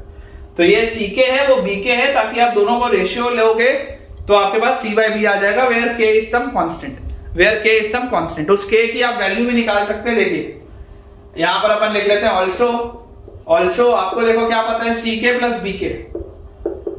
प्लस BK की वैल्यू क्या होगी, ये CK है ये BK है, दोनों का सम किसके बराबर होगा, A के बराबर होगा क्या। ये जो CK प्लस BK बेटा लिखा है ये A के बराबर होगा।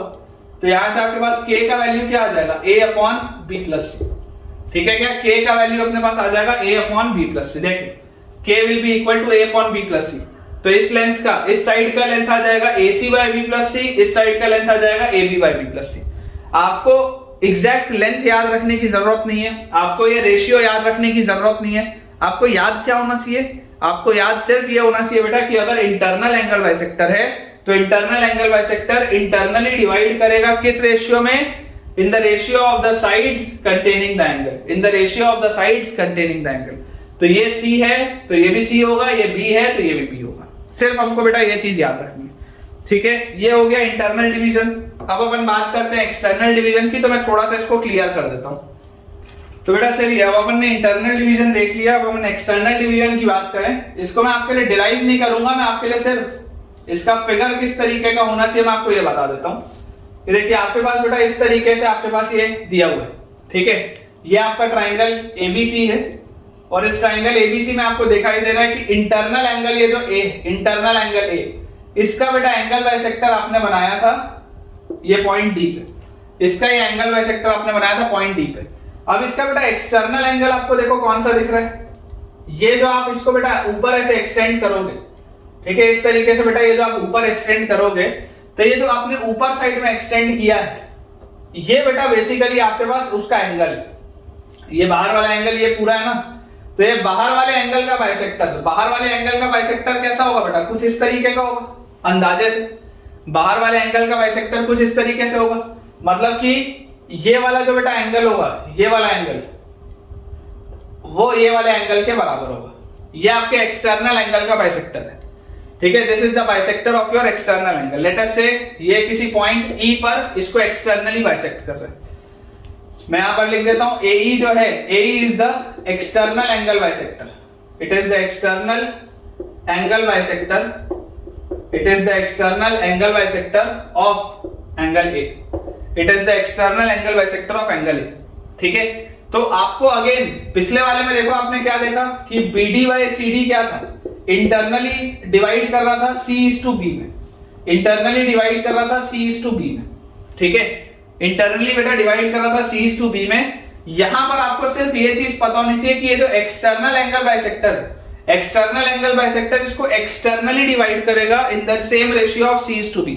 जो थोड़ी देर पहले यहां पर स्टेटमेंट लिखा हुआ था उसको पढ़ो, आपने तो कॉपी में लिखा होगा, मैंने मिटा दिया, उसको पढ़ो। क्या लिखा था, the external angle bisector divides the external angle, divides the external angle, divides the side opposite to it in the ratio कौन सा, in the ratio of the sides containing the angle।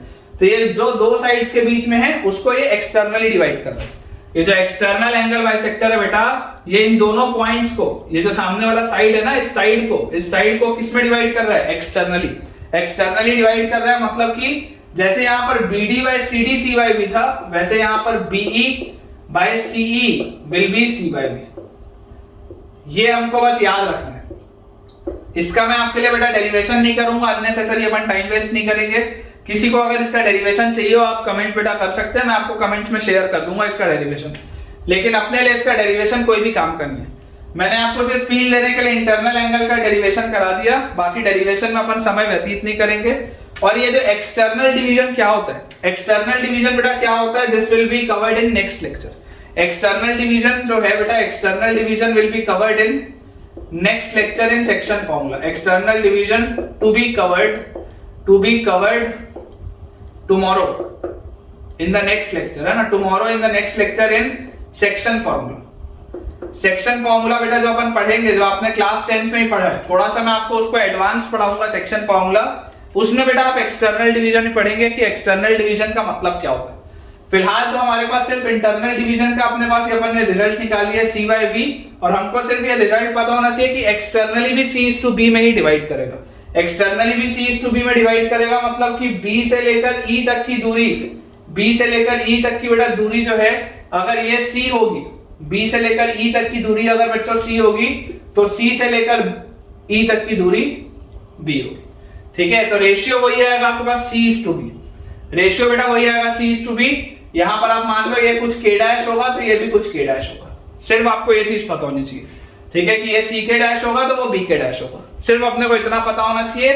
बाकी रेशियो वही रहेगा C/B। सवाल में मेरे को उपयोग सिर्फ यही चीज आएगी कि चाहे आपके पास इंटरनल एंगल बाइसेक्टर हो, चाहे आपके पास एक्सटर्नल एंगल बाइसेक्टर हो, जो डिवीजन होगा, चाहे इंटरनल डिवीजन चाहे एक्सटर्नल डिवीजन, वो सेम रेशियो में होगा, and the ratio will be in the sides containing the angle.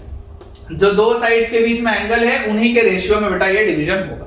मुझको जो बात पता होनी चाहिए वो सिर्फ और सिर्फ ये है। अब मैं आपके लिए एक बेटा प्रॉपर इसका फिगर बनाता हूं इन सर्कल का। तो चलिए बेटा एक अपन प्रॉपर एक बड़ा सा फिगर बनाते हैं, उसके बाद अपन इसमें एक दो चीजें और डिराइव करेंगे। तो अपन बेटा थोड़ा सा अच्छा एक फिगर बनाते हैं। ताकि आपको चीजें समझ में आए जो मैं बोलना चाहता हूँ। ठीक है, ये अपने पास बेटा एक ट्रायंगल है। अभी तक मैं आपको जो ट्रायंगल बना रहा था ये बेसिकली उसी तरीके का एक ट्रायंगल है। अब इंटरनल एंगल बाइसेक्टर की बेटा अगर हम बात करें तो इस तरीके का ये इंटरनल एंगल बाइसेक्टर जरूरी नहीं है कि इसके मिड पॉइंट पे आए, ये जरूरी नहीं है कि इसके परपेंडिकुलर हो। ठीक है ना, सिंपल सा इंटरनल एंगल बाइसेक्टर अपन ने बनाया है। वैसे बेटा ये इसका इंटरनल एंगल बाइसेक्टर है और बेटा इसका इंटरनल एंगल बाइसेक्टर अगर आप देखेंगे तो इस तरीके से आपके पास कुछ बनेगा। ठीक है, ये आपके पास इसका इंटरनल एंगल बाइसेक्टर है ऐसा। अब आपको जो चीज बेटा समझ में आनी चाहिए, अगेन मैंने ऐसा फिगर, जनरल सा फिगर इसलिए बनाया ताकि आपको चीजें समझ में आए। ये ABC था, ये आपका बेटा इन सेंटर है I, this is your in centre I। ठीक है, यहां से बेटा आप ये परपेंडिकुलर ड्रॉप किए, इधर पे परपेंडिकुलर आपने ड्रॉप किया। वैसे यहां से बच्चों मैंने ये परपेंडिकुलर ड्रॉप किया इस साइड से इस तरीके से, और यहां से बेटा मैंने ये परपेंडिकुलर ड्रॉप किया इस तरीके से। अब जो चीज आपको समझ में आनी चाहिए, जो चीज आपको बेटा समझ में आनी चाहिए कि ये वाली लाइन पूरी जो होती है, कई बार बच्चे फिगर ऐसा बनाते हैं कि ये वाली लाइन इस पे परपेंडिकुलर दिख रही होती है। तुम में से भी कई सारे बच्चे गलती कर रहे होंगे कि ये जो लाइन तुमने बनाई होगी वो इस पे परपेंडिकुलर दिख रही होगी, ये लाइन जो तुमने इस पे बनाई होगी ये परपेंडिकुलर दिख रही होगी। आप फिगर एक जनरल सा फिगर बनाइए। ठीक है, अब इन सर्कल क्या होता है? इन सर्कल बेटा एक ऐसा सर्कल होता है जो तीनों साइड्स को टच करता है अंदर से।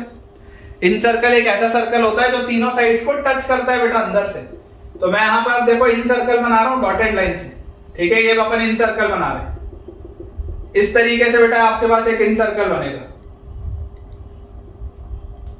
इस तरीके से। ठीक है, ये अपन ने फ्री हैंड बनाया, रफ हैंड बनाया। आप अगर चाहें तो इसका अच्छा फिगर बेटा इंटरनेट में भी देख सकते हैं, लेकिन इस तरीके का फिगर है। जो समझने वाली बात है, जो कॉमन मिसकंसेप्शन होता है, सबसे पहले तो मैं नेमिंग कर देता हूं। ठीक है, इसको अपन ने डी बोला था ना, इसको अपन ने डी बोला था, और इसको अपन ने बेटा ई बोला था, और इसको अपन ने एफ बोला था। डी, ई और एफ ये अपन ने बोला था। ठीक है, पिछले वाले में। और यहां से हमने जो परपेंडिकुलर ड्रॉप किया है, अभी तक मैंने इसको कोई भी नेमिंग की है क्या?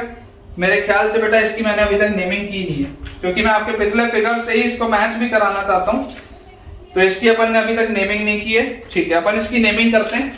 आप इस पॉइंट को बेटा मान लो K, ठीक है, इसको आप मान लो L, और इस पॉइंट को आप मान लो M।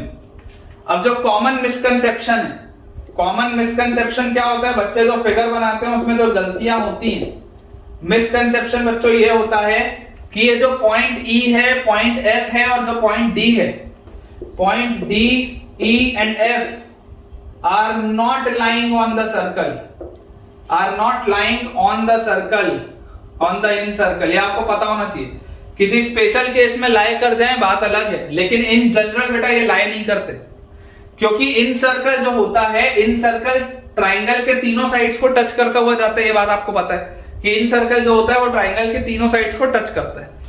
अब आप समझो बेटा कि ये जो AB होगा वो इस पे टेंजेंट होगा इस सर्कल पे, ये जो BC होगा ये इस सर्कल पे टेंजेंट होगा, ये जो AC होगा वो भी इस सर्कल पे क्या होगा? टेंजेंट होगा। तो यार अगर ये टेंजेंट होगा तो जिस पॉइंट पे बेटा ये पॉइंट ऑफ कांटेक्ट हो रहा है, जिस भी पॉइंट पे ये पॉइंट ऑफ कांटेक्ट हो रहा है, उस पॉइंट पे एंगल क्या होगा? रेडियस का और टेंजेंट का पॉइंट ऑफ कांटेक्ट पे एंगल आ जाएगा 90 डिग्री। तो आपको ये बात पता होनी चाहिए, आपको बेटा ये बात पता होनी चाहिए दैट दिस ID, उसके बाद IE and IF, ID, IE and IF are not the perpendiculars on BC, AC and AB। They are not perpendicular on BC, AB and AC, BC, AC and AB। ठीक है, इसमें ये perpendiculars नहीं है। ये common misconception है बच्चों के, कॉमन मिसकंसेप्शन है बच्चों के बेटा ये कि इसमें गलतियां हो जाती हैं। आपको ये आपको ध्यान रखना है ना, पॉइंट्स टू नोट है, these are the points to note. ये आपको ध्यान रखना है बेटा, इसमें गलती नहीं होनी चाहिए। ठीक है, जब भी हम फिगर बनाएंगे थोड़ा सा देख समझ के बनाना है फिगर। तो यहां से बेटा आपको दिखाई दे रहा है कि ये जो डॉटेड लाइन से मैंने बनाया, this is small r which is in radius, this is in radius, this is in radius. ठीक है, तो आपको यहां पर देखो दिखाई दे रहा है कि IK, IL, IM these are in radius, या इन रेडियाई आप बोल सकते हैं, एक ही बात है, इन रेडियस या इन रेडियाई। ठीक है, denoted with small r, denoted with small r। और आपको ये भी दिख रहा है कि IL is perpendicular to AC, फिर आपको दिख रहा है IK is perpendicular to BC, फिर आपको दिख रहा है IF is perpendicular to AB। ठीक है, ये आपको बेटा चीज है, सॉरी IF नहीं बेटा IM, K L और M है तो IM is perpendicular to AB। ठीक है, ये चीज बच्चों हमको देखो दिखाई दे रही है ध्यान से। और ये इन सर्कल मैंने बना लिया, इस इन सर्कल का जो सेंटर होगा, इस इन सर्कल का जो भी सेंटर होगा that will be your in centre. ठीक है, और वो इन सेंटर देखो कहां पर आ रहा है, यहां पे। अब ऑब्वियसली मैंने अच्छे से नहीं बनाया इसलिए तुमको इन सेंटर थोड़ा सा उस साइड दिख रहा है, अदरवाइज तुम अगर ग्राफ में या इंटरनेट में देखोगे तो अच्छा फिगर दिखेगा। ठीक है ना, ये इन सेंटर जो है ये बेसिकली आपके सर्कल का सेंटर है, ये चीज आपको बेटा क्लियर होनी चाहिए। ठीक है, अब इसके बाद मैं आपको एक वो पॉइंट लिखा देता हूं जो अभी हमने थोड़ी देर पहले भी देखा था। अच्छा, एक चीज और आप ऐसा बेटा कर लो कि अपन ने वहां पर एक्सटर्नल पॉइंट E लिखा था ना, उस एक्सटर्नल पॉइंट को आप कैपिटल X या कैपिटल Y लिख लो, अदरवाइज कंफ्यूजन होगा। ठीक है ना, वो जो एक्सटर्नल पॉइंट बेटा मैंने यहाँ पर एक्सटर्नल एंगल बाइसेक्टर का बनाया था ना, उसको आप कैपिटल X या कैपिटल Y कर लो ताकि आपको बेटा चीजें समझ में आए। यहाँ पर जो अपन ने बनाया था उसको आप कैपिटल X या कैपिटल Y कर लो। तो आपको बच्चों जो चीज समझ में आनी चाहिए वो क्या है, आपको बेटा समझ में आना चाहिए कि ये जो पॉइंट D है, पॉइंट D इसको इंटरनली बाइसेक्ट कर रहा है, इंटरनली डिवाइड कर रहा है, internally divides BC in the ratio, कौन से रेशियो में इसको डिवाइड कर रहा है, C/B, in the ratio C/B। ठीक है क्या, C/B में इंटरनली इसको डिवाइड कर रहा है। और वही जो बेटा अभी मैंने आपको बोला है, जो पॉइंट X था या पॉइंट Y था, जो भी आपने माना होगा, वो उसको एक्सटर्नली डिवाइड कर रहा है इन the ratio C/B, external division है। ठीक है, एक तो ये वाली चीज अपने को बेटा याद होनी चाहिए। अब जो इंपॉर्टेंट चीज है जो यहां पर पता होनी चाहिए कि incentre divides the angle bisector, incentre divides the angle bisector in the ratio, incentre divides the angle bisector. ये जो एंगल बाइसेक्टर है बेटा, ये इसको किस रेशियो में डिवाइड करता है, इन द रेशियो क्वेश्चन मार्क, ये अपने को निकालना है कि ये जो इन सेंटर है वो इसको किस रेशियो में आखिर डिवाइड कर रहा है। तो बच्चों आपको देखो जो बात समझ में आनी चाहिए वो क्या है, समझने वाली बेटा बात अपने पास ये आ जाती है यहाँ पे कि यार ये वाला जो रेशियो है B से लेकर D तक, B से लेकर बेटा D तक का जो रेशियो है वो कुछ CK था, और D से लेकर C तक का बेटा जो रेशियो है ये कुछ आपके पास क्या था, BK था। तभी तो ये C/B था ना, ये B के सामने वाला साइड B था और ये C के सामने वाला साइड C था। तो ये C/B में आपने डिवाइड किया था, C/B में इंटरनली डिवीजन हुआ था पॉइंट D पे। ठीक है, तो BD/CD आपको पता है ना, BD/CD बच्चों आपको पता है कि BD/CD हमारे पास आया था C/B, ये बात हमने देख ली कि BD/CD हमारे पास क्या आ गया था, C/B। और सिमिलरली B, उसको अगर मैं कैपिटल X बोलूं तो BX/CX, ये जो कैपिटल X बेटा मैं बोलूं तो BX/CX भी एक्सटर्नल डिवीजन था, दिस इज C/B। मुझे निकालना है AI/ID, मेरा इंटरेस्ट इसको निकालने में कि ये जो इन सेंटर I है, ये इन सेंटर I इस एक्सटर्नल बाइसेक्टर को किस रेशियो में डिवाइड कर रहा है, ये इन सेंटर I इस एक्सटर्नल बाइसेक्टर, इस इंटरनल एंगल बाइसेक्टर को किस रेशियो में डिवाइड कर रहा है। तो इसका बेटा जो रेशियो आता है जो मुझे याद होना चाहिए, दैट इज B+C/A।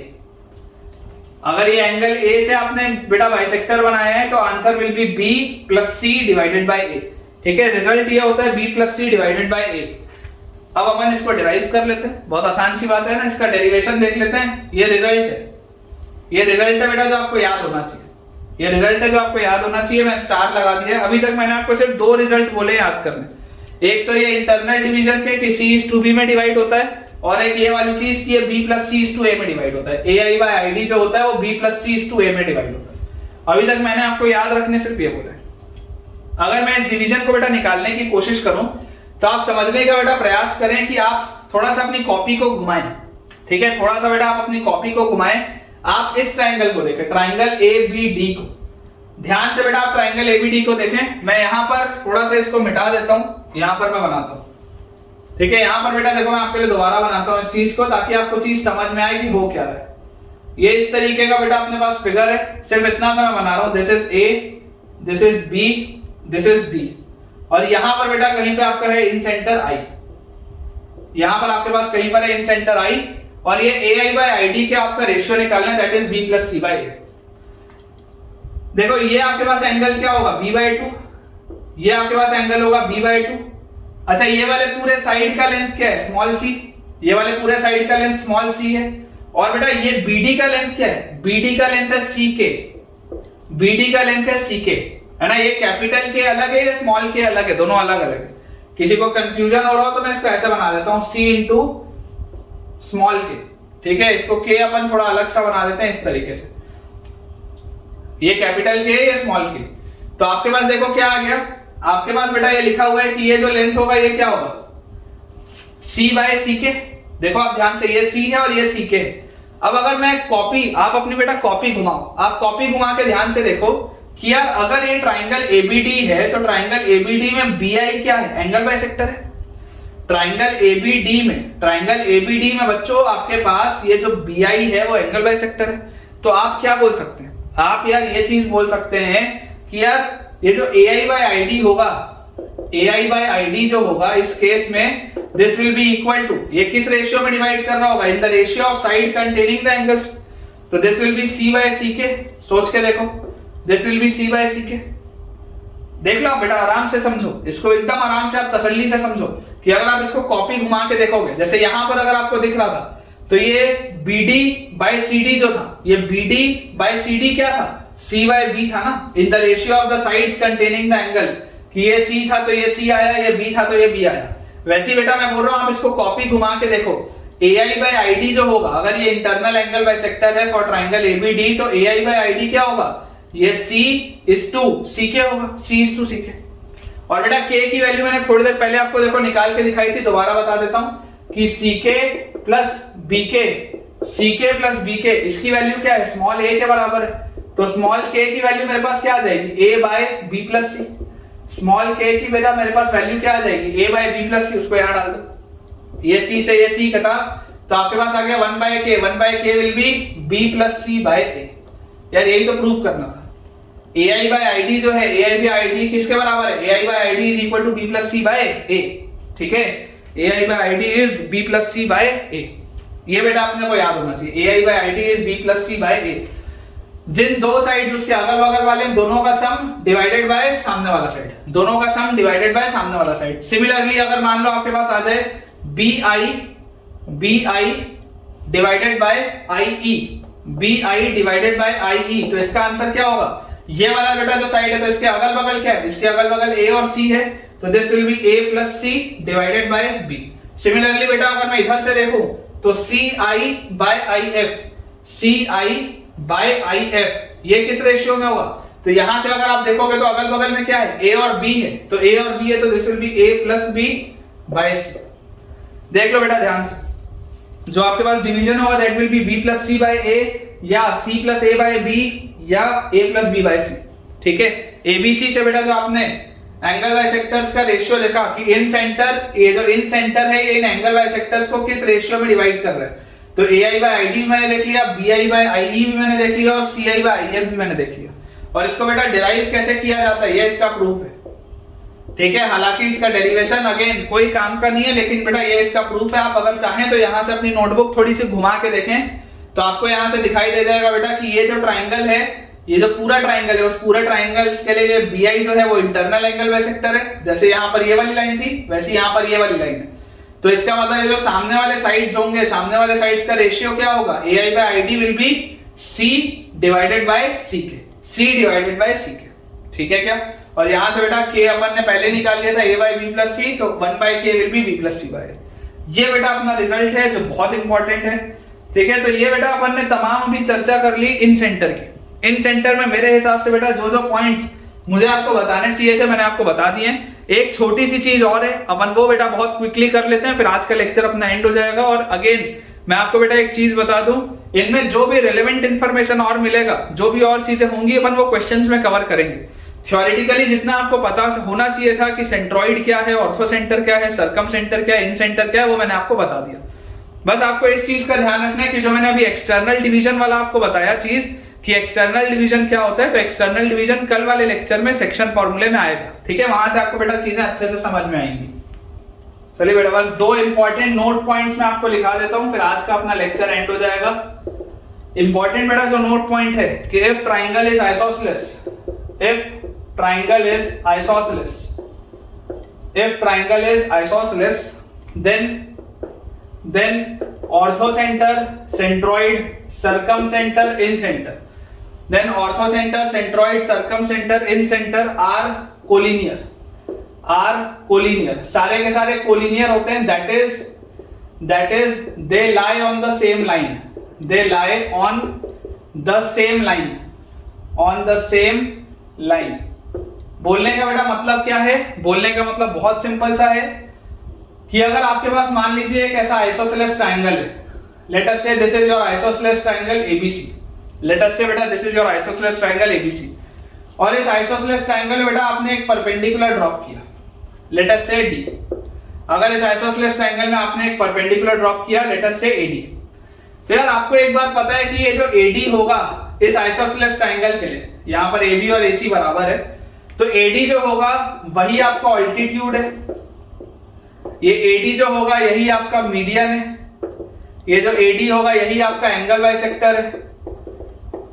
ये सब मैं क्यों बोल रहा हूं, as triangle ABD will be congruent to triangle ACD, triangle ABD और ट्राइंगल एसीडी बच्चों कॉन्ग्रुएंट हो जाएंगे। अगर ये आइसोसेलेस ट्राइंगल होगा, आप परपेंडिकुलर जैसे ड्रॉप करोगे तो एबीडी और एसीडी क्या हो जाएंगे, कॉन्ग्रुएंट, और अगर ये कॉन्ग्रुएंट हुए तो यही आपका ऑल्टीट्यूड है, यही आपका मीडियन है, यही आपका एंगल बाइसेक्टर है, यही आपका परपेंडिकुलर बाइसेक्टर भी है, यही आपका परपेंडिकुलर बाइसेक्टर भी है। तो जो समझने वाली बात है, समझने वाली बच्चों बात यह है कि इसी लाइन पर ऑर्थोसेंटर भी लाई करेगा, इसी लाइन पर आपका सर्कम सेंटर भी लाई करेगा, इसी लाइन पर आपके पास इन सेंटर भी आएगा, इसी लाइन पे आपके पास सेंट्रॉइड भी आएगा, सब कुछ सेम लाइन पे ही आएगा ना। क्योंकि देखो जब अपन बेटा एक ट्राइंगल के अंदर बनाते हैं कि यार ये मान लो आपका एक मीडियन है, ठीक है, तो मीडियन इस पूरी लाइन में कहीं पर भी हो सकता है। मीडियन बेसिकली अगर ये आपने बनाया तो सेंट्रॉइड इस पूरी लाइन पे कहीं पर भी हो सकता है, क्योंकि सेंट्रॉइड किस पे लाई करता है, मीडियन पे लाई करता है, तो सेंट्रॉइड इसी लाइन पर आएगा कहीं ना कहीं। और जैसे ही मैं एक दूसरा लाइन और बना देता हूं और बोल देता हूं कि ये भी एक मीडियन है, तो फिर इन दोनों का इंटरसेक्शन आपके पास सेंट्रॉइड निकल के आता है। वो दोनों का इंटरसेक्शन सेंट्रॉइड क्यों निकलता है, क्योंकि सेंट्रॉइड को इस मीडियन पर भी लाई करना है, सेंट्रॉइड को इस मीडियन पर भी लाई करना है, तो दोनों के कॉमन में वो लाई करेगा, ये इसका रीजन होता है। तो अगर यही लाइन आपका बेटा altitude, perpendicular bisector, angle bisector, median सब कुछ है, तो आपका सेंट्रॉइड, ऑर्थोसेंटर, सर्कमसेंटर, इनसेंटर सबको इन्हीं पर तो लाई करना पड़ेगा, सबको इसी पर लाई करना पड़ेगा। तो ये एक पहला इंपॉर्टेंट पॉइंट है बेटा जो आपको पता होना चाहिए कि आइसोसेलेस ट्रायंगल के केस में सारे के सारे बेटा जो पॉइंट्स होते हैं they are all collinear. Similarly बच्चों जो नेक्स्ट पॉइंट है, next point is if triangle is equilateral, if triangle is equilateral तो हमको ये पता होना चाहिए कि orthocentre, centroid, circumcentre and incentre, orthocentre, centroid, circumcentre and incentre are coincident. Coincident मतलब they are exact same points, they are exact same points, मतलब सबके सब बराबर उसी जगह पर लाई करेंगे। कि अगर आपके पास मान लो बेटा आपने इस तरीके से एक इक्विलेटरल ट्रायंगल बनाया, तो इस इक्विलेटरल ट्रायंगल में ये आपकी जो लाइंस होंगी, ये आपकी बेटा जो लाइंस होंगी, यही लाइन सारी है, यही आपका altitude, median, angle bisector, perpendicular bisector सब कुछ यही है। तो ये जो पॉइंट आएगा ना, ये पॉइंट ही आपका ऑर्थोसेंटर, सेंट्रॉइड, सर्कमसेंटर, इनसेंटर सब कुछ यही होगा इक्विलेटरल ट्रायंगल में। इक्विलेटरल ट्रायंगल में बेटा ये चीज होगी। और फाइनली जो लास्ट पॉइंट है जिसके साथ मैं आज का लेक्चर बच्चों एंड करूंगा, जो लास्ट पॉइंट है ना, थोड़ा सा लेक्चर लंबा हो गया लेकिन कोई दिक्कत नहीं, कंसेप्ट बेटा समझना जरूरी है, समय से सिलेबस भी खत्म करना है। तो आपके पास जो लास्ट पॉइंट है बच्चों वो ये है कि इन एनी ट्रायंगल, किसी भी ट्रायंगल में orthocentre, circumcentre and orthocentre, centroid and circumcentre are collinear, है ना, ये तीनों तो हमेशा ही कोलिनियर होते हैं। इनके साथ इन सेंटर कोलिनियर हो जाता है आइसोसेलेस ट्रायंगल में, इन सेंटर इनके साथ कोलिनियर हो जाता है आइसोसेलेस ट्रायंगल में, अदरवाइज ये तीनों तो हमेशा ही कोलिनियर होते हैं, ठीक है ना। तो in any triangle orthocentre, centroid and circumcentre are collinear, they are always collinear. आपके पास कैसा भी ट्राइंगल हो, अच्छा हो, बेकार हो, नॉर्मल हो, कुछ भी हो, हमेशा ही बेटा ये तीनों तो कोलिनियर होंगे। जब आइसोसेलेस ट्राइंगल आता है बेटा तब इन सेंटर भी इनके साथ उसी लाइन पर लाई कर जाता है, बाकी ये तीन तो हमेशा ही कोलिनियर होते हैं। तो in any triangle orthocentre, centroid and circumcentre are collinear and centroid divides orthocentre and circum centre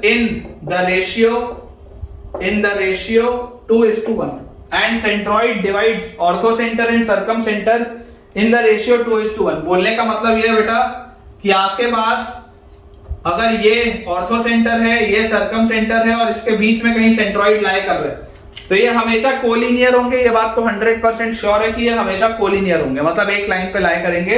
important चीज ये है कि सेंट्रोइड हमेशा किसी भी ट्राइंगल के लिए सेंट्रोइड हमेशा ऑर्थो सेंटर और सर्कम सेंटर को 2:1 के रेशियो में डिवाइड करता है। ऑलवेज किसी भी ट्राइंगल के लिए सेंट्रोइड हमेशा ऑर्थो सेंटर और सर्कम सेंटर को 2:1 के रेशियो में बच्चों डिवाइड करता है। ये बात हमको पता होनी चाहिए। तो इसके साथ बेटा अपना आज का लेक्चर कंप्लीट हो चुका है और मुझे उम्मीद है कि आपको आज बहुत सारी चीजें नई मिली सीखने के लिए और आपको बहुत मजा आया होगा। तो आज का लेक्चर आपके लिए किस तरीके से फायदेमंद रहा, आज आपने क्या नया सीखा, मुझे कमेंट्स में आप जरूर बताइएगा आपका आज का ओवरऑल पूरा एक्सपीरियंस। और बेटा अगर आपको आज का वीडियो पसंद आया तो वीडियो लाइक करना, चैनल सब्सक्राइब करना और दोस्तों के साथ इस चैनल को रेफर करना बिल्कुल भी ना भूलें। और हमारे टेलीग्राम चैनल को अगर अब तक आपने ज्वाइन नहीं किया है तो जल्द से जल्द ज्वाइन करें ताकि आपकी पढ़ाई और बेहतर हो पाए। Thank you.